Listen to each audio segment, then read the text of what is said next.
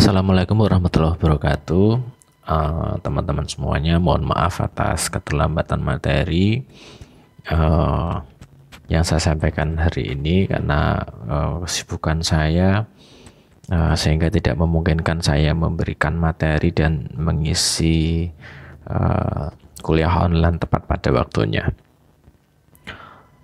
Pada kesempatan hari ini saya akan menyampaikan sedikit eh, apa namanya yang menjadi faktor penentu atau key success factor di mana sebuah event, baik itu event yang besar skopnya maupun event yang hanya kecil begitu ya, tetapi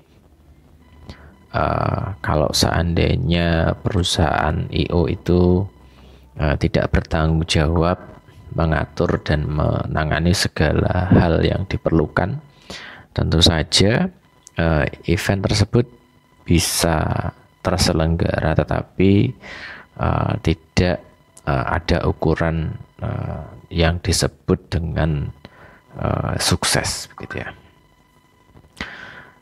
Jadi mengelola event itu sebetulnya dibutuhkan sebuah keterampilan khusus, keterampilan multitasking, yang mana kemarin sudah saya sampaikan bahwasanya di dalam event itu kita mengelola hati, kita mengelola pikiran kita mengelola fisik, kita mengelola kondisi psikologis kita, dan juga kita juga membutuhkan keterampilan dalam berkomunikasi, menyampaikan ide, pesan, gagasan secara kreatif, keterampilan berorganisasi, negosiasi, keterampilan penjualan dan keterampilan pemasaran, dan masih banyak lagi hal-hal yang harus kita miliki untuk mengelola sebuah organisasi event dalam menyelenggarakan sebuah acara. Organisasi di dalam event itu kadang-kadang juga berbeda sesuai dengan situasi, kondisi besar kecil sebuah event yang direncanakan. Acara seperti festival, acara khusus seperti pernikahan, ulang tahun, hari jadi, reuni, pertemuan, pameran, hiburan, dan lain-lain, diperlukan proses yang efektif untuk dijalani secara baik begitu ya, di mana proses ini menyangkut beberapa hal gitu ya, yang mana beberapa hal ini nanti akan menjadi satu rangkaian atau satu kesatuan yang bisa menjadi hal-hal yang mempengaruhi tingkat keberhasilan sebuah event. Yang pertama adalah pemahaman kita terhadap tujuan event. Jadi langkah pertama yang harus kita sikapi adalah kita harus tahu event itu tujuannya kemana, tujuannya apa. Kita juga harus tahu di dalam kita mencapai tujuan tersebut, kemampuan seperti apa sih yang dibutuhkan. Misalkan acara ulang tahun. Acara ulang tahun biasanya antara 17 sampai dengan acara 30 gitu ya. Bisa jadi acara 40 dan seterusnya, tetapi semeriah-meriahnya acara ulang tahun tentu saja acara ulang tahun yang bukan dilakukan oleh bapak-bapak atau ibu-ibu gitu ya. Jadi masih remaja ataupun yang sudah dewasa. Nah, di dalam event ulang tahun tersebut tentu saja keterampilan yang dibutuhkan adalah keterampilan mengelola event sehingga yang punya ulang tahun itu bisa jadi tidak merasa tersinggung atas pertunjukan rundownnya begitu ya. Jangan sampai salah memilih lagu gitu ya. Jangan sampai membuat ornamen-ornamen yang misalkan sudah di usia tua gitu, tapi kan seolah-olah dibikin muda aja nggak masalah gitu ya. Nah, kita harus mengelola hal-hal tersebut sehingga meskipun acara ulang tahunnya itu ulang tahun usia yang sudah sepuh, tapi kondisi event itu dibuat sedemikian rupa sehingga tidak terlihat itu kesan orang tua banget gitu ya. Nah, kita tahu bahwasanya tujuan dari ulang tahun itu adalah perasaan syukur terhadap usia yang sudah dilampaui, perasaan bahagia atas hari lahir gitu ya. Jadi di dalam event yang bahagia jangan sampai kita membuat situasi sehingga tujuan dalam kebahagiaan di dalam event itu tidak terlaksana. Nah, langkah yang kedua adalah kita harus paham terhadap yang namanya pengelolaan anggaran. Pengelolaan anggaran kadang-kadang dipandang penting agar acara yang diselenggarakan itu efektif dan terlihat besar. Efektif dalam artian tidak terlalu menghambur-hamburkan uang, tetapi dia punya dampak besar, impact yang besar. Baik dampak dari event itu kelihatan wah, ataupun dampak dari event itu kelihatan elegan, atau pengunjungnya itu sangat luar biasa banyak antusiasnya. Tapi tentu saja anggaran sangat dipengaruhi oleh besar kecilnya sebuah event. Tetapi kemampuan kita untuk mengelola anggaran, kemampuan kita untuk memanajemen anggaran agar anggaran yang dibutuhkan dalam event itu syukur-syukur sisa begitu ya, tidak menghambur-hamburkan atau bahkan cenderung budgetingnya kurang gitu ya. Jadi yang proporsional sesuai dengan anggarannya. Nah, setelah pengelolaan anggaran, kita juga perlu yang namanya menetapkan deadline waktu gitu ya. Acara harus diselenggarakan dalam jangka waktu tertentu. Tentukan apa yang harus terjadi pada jam berapa. Jadi rundownnya harus kapan rundown yang itu klimaks, kapan rundownnya itu yang hanya prolog ataupun pengantar dari sebuah acara. Ya, kita harus menit by menit gitu harus diikuti, harus kita manage. Acara yang sangat besar kadang-kadang membutuhkan manajemen waktu yang sangat kompleks, penjadwalan, koordinasi dengan orang lain, vendor, tim kita sendiri. Kalau masing-masing tidak sadar dengan timetable yang sudah dibuat oleh penyusun acara gitu, tentu saja acara itu tidak berjalan semestinya gitu, tidak sinkron satu unit atau satu personel yang membidangi divisi tertentu dan orang lain gitu ya. Jadi sebuah mesin itu berjalan, rantainya mengikuti, pistonnya mengikuti, rodanya mengikuti, itu yang disebut dengan sinkron. Tidak saling bertabrakan, tidak saling berbenturan. Nah, selanjutnya memilih tempat. Tempat itu penting bagi jalannya sebuah acara. Meskipun tempat itu hanya sederhana, tetapi jangan mengabaikan kepentingan dari tujuan sebuah acara. Nah, tempat ini harus kita pelajari. Tempat ini harus kita sesuaikan dengan tujuan sehingga tidak saling berbenturan. Misalkan saja tempatnya, acara yang kita selenggarakan itu adalah acara konser musik. Apakah memilih lapangan terbuka?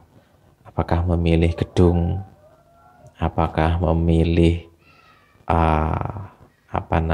di lokasi tertentu? Nah, itu tentu saja tujuan dari acara itulah yang akan menentukan.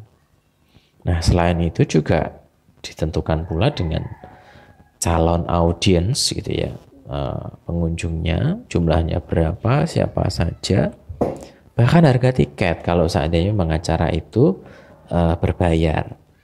Layak enggak kalau seandainya acara konser musik bayarnya 500.000 di lapangan terbuka?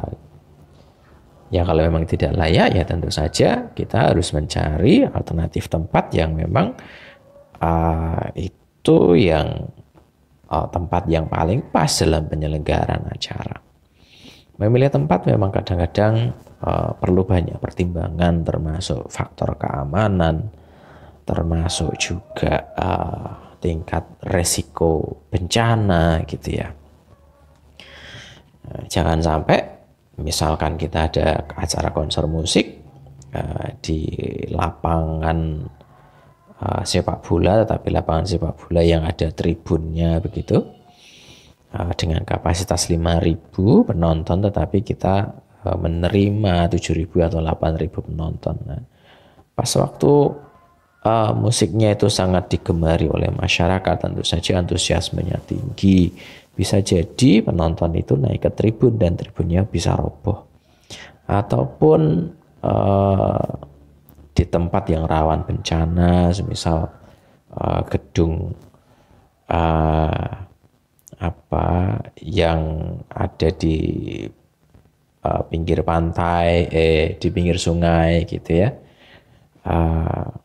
Sedangkan pengunjungnya itu banyak gitu ya. Jadi saya rasa gedung yang dimaksud di pinggir sungai itu juga risikonya tinggi gitu ya bagi keselamatan dan keamanan dalam menyelenggarakan acara konser musik. Terus selanjutnya kita harus mengelola vendor. Vendor ini siapa sih? Vendor ini adalah stakeholder lain yang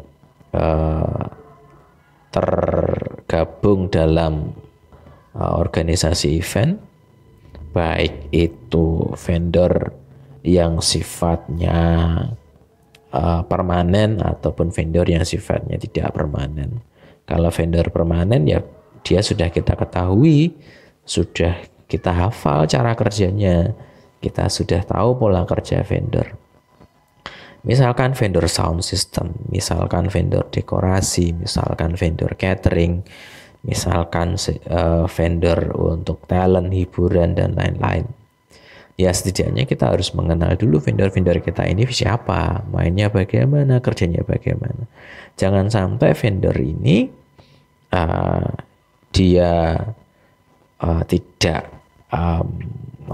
komit dengan perjanjian yang sudah kita tawarkan. Misalkan spesifikasi sound system, spesifikasi genset, gambar dekorasi yang kita maksud, dan lain-lain.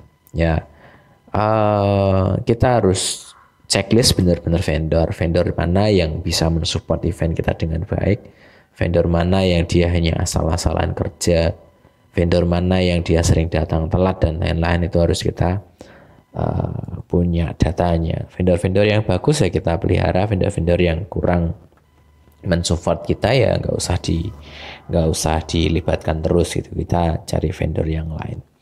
Dan yang terakhir adalah kemampuan kita untuk mengelola risiko.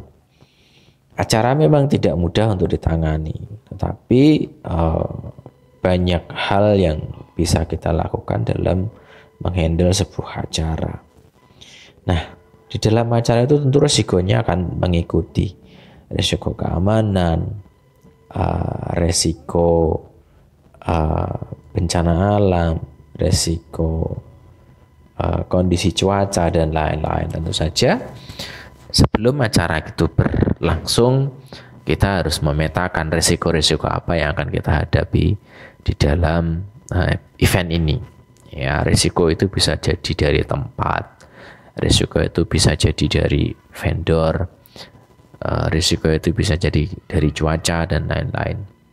Risiko dari vendor misalkan begini, kondisi infrastruktur jalan menuju event tersebut tidak terlalu bagus, tentu saja vendor dalam melakukan loading in itu sedikit terkendala. Nah, kita antisipasi bagaimana kalau ada keadaan terkendala. Kalau seandainya kita membuat konser musik di lapangan terbuka, tentu saja resikonya adalah cuaca. Kalau hujan bagaimana? Kalau ada angin besar bagaimana? Ini kan sedangkan di dalam event itu ada tenda, ada undangan VIP dan lain-lain. Ya, kita petakan dulu sebelum acara itu berlangsung. Nah, dalam pemetaan itu kita membuat rencana event ya. Di dalam rencana event kita tuliskan peta-peta risiko yang harus kita kendalikan. Nah, di dalam kesemua ini, langkah-langkah ini memang tujuan akhirnya adalah sebuah kesuksesan besar di dalam event. Nah, ending dari suksesnya event itu, yang pertama adalah event meriah, elegan, berjalan sesuai dengan perencanaan, gitu ya. Tidak melenceng jauh meskipun ada hambatan-hambatan, sesuai dengan rundown, gitu ya. Kalau artisnya Syahrini ya yang dihadirkan artis Syahrini. Kalau event itu dikunjungi oleh 5.000, ya tidak-tidaknya 5.000 itu sudah terpenuhi, gitu ya. Jangan event 5.000 ditampung dengan kapasitas 6.000, ya tentu saja eventnya sukses tapi tidak akan berhasil, karena ya tadi banyak risiko-risiko. Ya, kalau nggak terjadi apa-apa, tapi kalau terjadi apa-apa risikonya semakin besar. Ya, sebaiknya disesuaikan dengan kapasitas. Terus yang kedua adalah pengunjung ataupun audiens yang hadir. Klien itu orang yang membayar kita untuk menyelenggarakan acara, ataupun sponsor, pihak-pihak yang terlibat dalam event mendanai acara kita, mereka puas dengan event yang kita sajikan. Dan yang terakhir adalah profit, di mana event yang kita buat itu mendatangkan keuntungan secara finansial bagi perusahaan kita. Kurang lebih teman-teman begitu. Kalau ada yang perlu didiskusikan, silahkan teman-teman diskusi di grup WhatsApp. Terima kasih. Wassalamualaikum warahmatullahi wabarakatuh.